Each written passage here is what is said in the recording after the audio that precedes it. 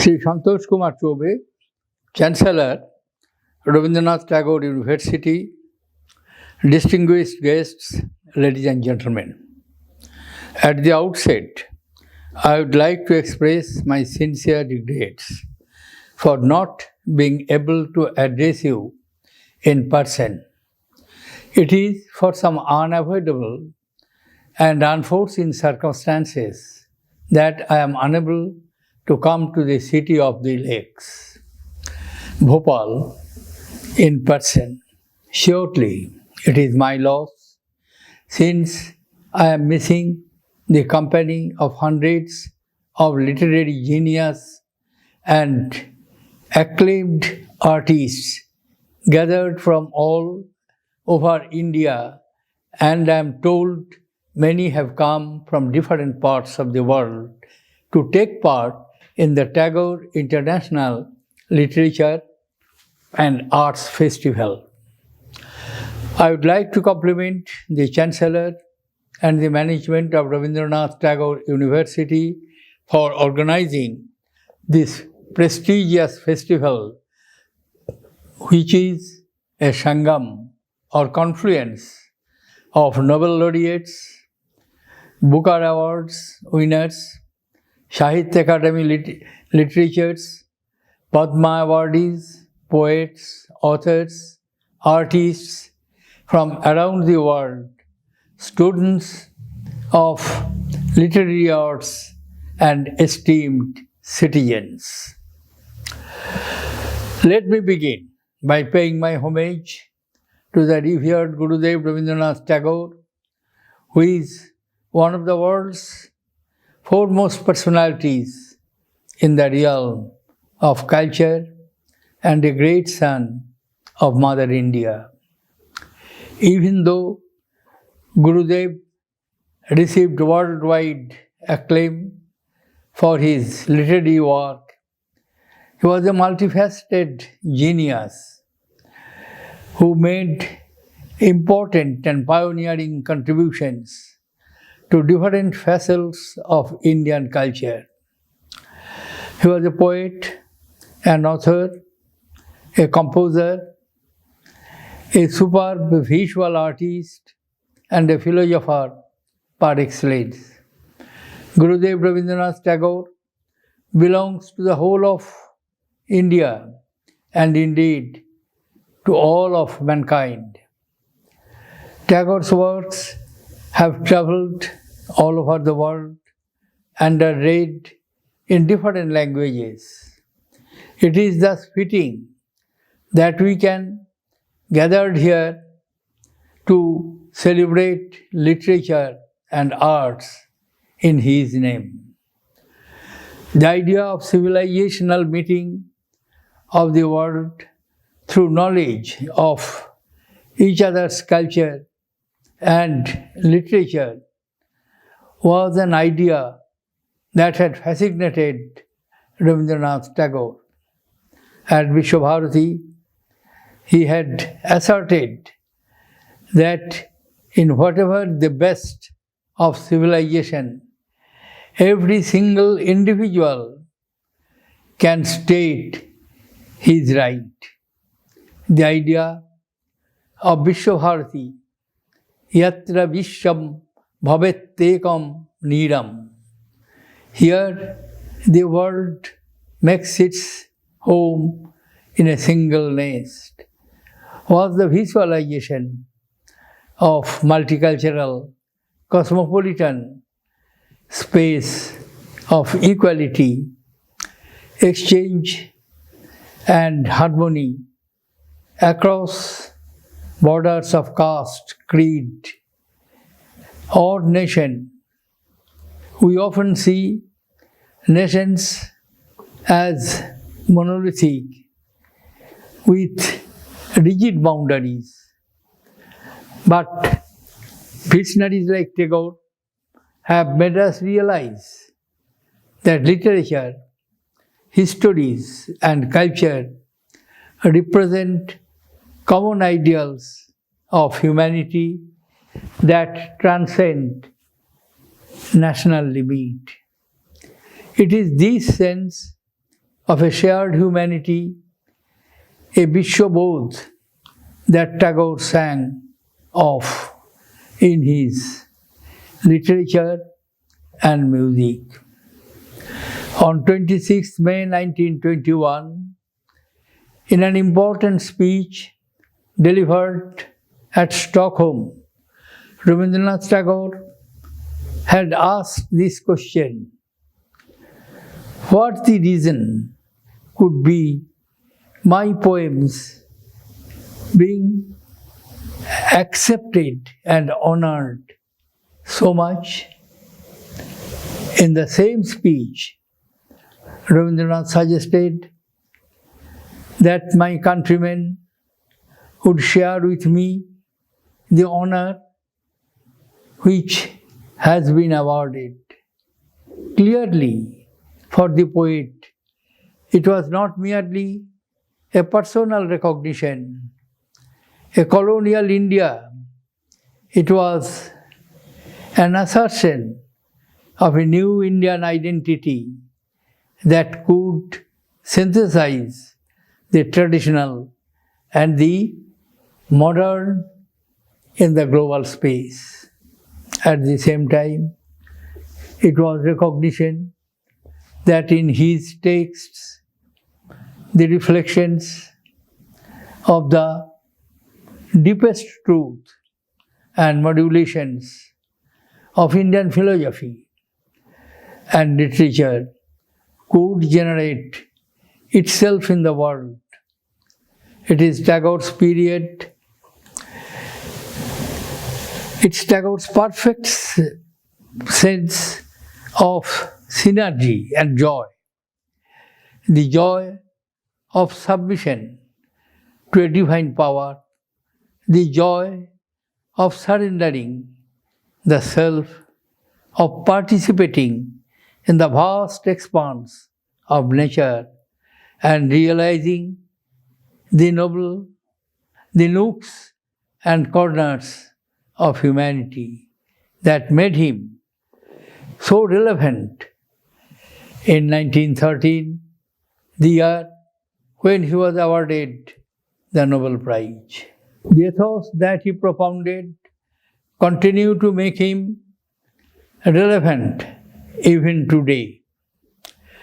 Distinguished guests, ladies and gentlemen, literature in India has a long and rich tradition. Its richness lies uniquely in the richness and diversity of India's linguistic heritage.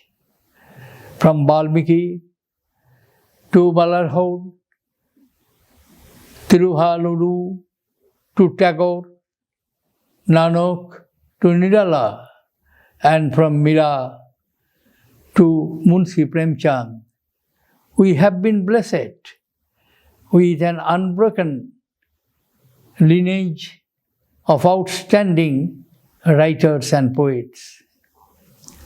They have shown how literature can become an integral part of the history, culture, and the life of a nation, serving it with an unending source of vitality. Distinguished guests, our men and women of letters have also made an enormous contribution to enriching the literacy and cultural heritage of the world. The world in language that were not known beyond the shores of India. In that sense, they were at home in their own specific region or community. Yet, each one of them spoke for the world, for the entire humanity. The concerns of their creative expression, though rooted in time, space, and culture, embraced the totality of human experience. Our writers boldly explored the fundamental truths of human life. They were seekers who searched for answers to the eternal question: what is the relationship between man and nature and the Creator? And whatever they experienced, whatever they discovered, they expressed it with an honesty and authenticity that had the distinctive stamp of beauty. And whatever they experienced, whatever they discovered, they expressed it with an honesty and authenticity that had the distinctive stamp of beauty of their individual creation. For their literature was truth. Thus, Indian literature has set a timeless standard to judge itself indeed, to judge any artistic expression. It can be described in 3 words: Satyam, Shivam, Sundaram. If this guiding principle of literature and other creative expressions was relevant in ancient time, it is also relevant now.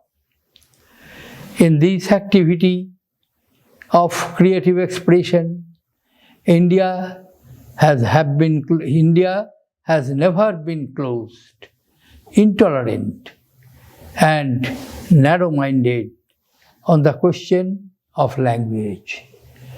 Our civilization has always accepted intellectual freedom and celebrated cultural pluralism.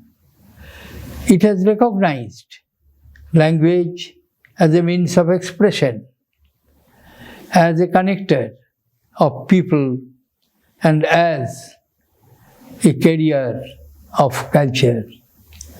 Indian literature has always cherished and nurtured the diversity of languages, letting each of them find its own natural course of flow.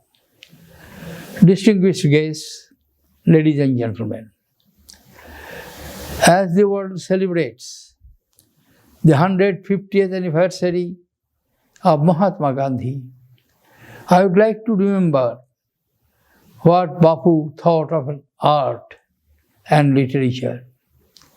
He wrote, and I quote, "I want art and literature that can speak of the million," unquote.